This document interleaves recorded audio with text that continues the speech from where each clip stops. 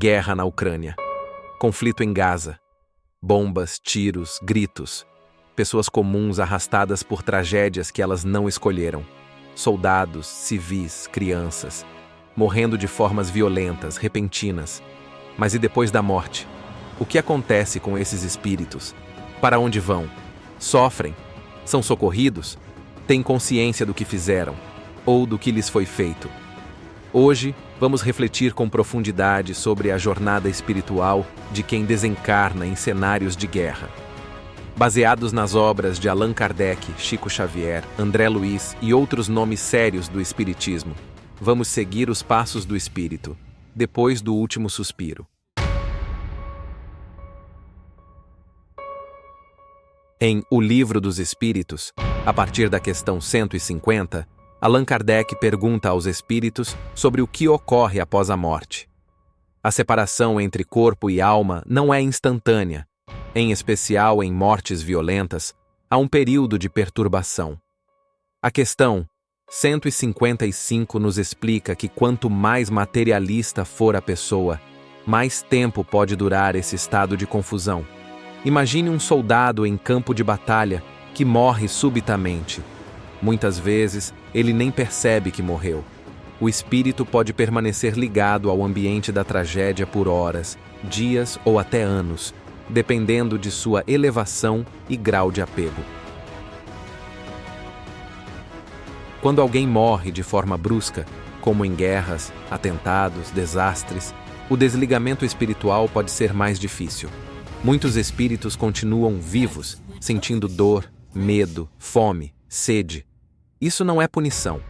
É consequência do estado mental e moral que levavam em vida. André Luiz, no livro Nosso Lar, descreve sua própria morte. Ele ficou 8 anos em regiões inferiores, sem saber que havia desencarnado. Imagine alguém que morre em meio ao ódio da guerra, carregando medo, culpa, revolta. Por isso, a perturbação nesses casos costuma ser intensa. Espíritos que morrem em guerras podem experimentar desorientação, não entendem que morreram, revivência do momento da morte, flashbacks espirituais, sofrimento moral por terem matado ou por se sentirem culpados, desejo de vingança que os prende ao plano inferior. Ou, no caso dos mais conscientes, paz e resignação, o que facilita o socorro. A dor, no plano espiritual, é proporcional ao grau de apego à matéria e à ignorância sobre a vida eterna. Muitos espíritos são resgatados imediatamente após a morte, por equipes espirituais especializadas. Os socorristas, espíritos elevados, atuam como verdadeiras ambulâncias do além, recolhendo almas feridas e levando-as para hospitais espirituais. Emmanuel, em suas cartas, relata missões de resgate durante bombardeios da Segunda Guerra Mundial. Milhares de espíritos eram amparados por caravanas do bem. Mas o socorro só acontece quando o espírito está em condição de ser ajudado, ou seja, não está em desequilíbrio extremo, revolta ou agressividade. No plano espiritual, as leis são de amor, mas também de justiça. Um soldado que matou inocentes pode sentir culpa intensa após a morte. Mas, ao contrário do que muitos imaginam, não há punição eterna. O que há é consciência.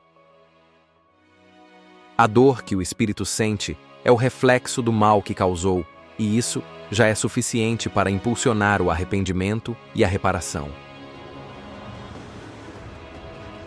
Já as vítimas, civis, crianças, inocentes, podem ser acolhidas com ternura, sendo muitas vezes espíritos antigos que aceitaram a missão de passar por aquela prova. Na questão 266 do Livro dos Espíritos, lemos que muitos escolhem suas provas antes de reencarnar. A guerra não é castigo divino, é consequência do atraso moral da humanidade. E dentro dessa prova coletiva, cada espírito está ali por um motivo: resgate de débitos do passado. Evolução acelerada. missão de ajudar os outros. Espíritos mais elevados podem encarnar em zonas de conflito para ajudar no plano espiritual após desencarnarem. Eles se tornam faróis de luz nas trevas da guerra. Como Emmanuel escreveu, a dor é a bênção que nos desperta para a luz. E quando o espírito morre odiando com sede de vingança, ele pode ser atraído para zonas de sofrimento no plano espiritual, não como punição, mas por afinidade vibratória. Essas zonas são conhecidas como umbral, região descrita por André Luiz como um espaço denso de perturbação, medo e desespero. Lá, o espírito permanece até que deseje mudar, ore ou aceite ajuda. Muitos só despertam após anos ou séculos, dependendo do grau de endurecimento moral. Mesmo não estando lá, podemos ajudar, e muito. O Espiritismo ensina que a prece é um elo direto com o plano espiritual. Quando oramos por um espírito que desencarnou em tragédia, enviamos luz. Ajudamos a diminuir sua dor, facilitamos o socorro e também curamos nossa própria alma.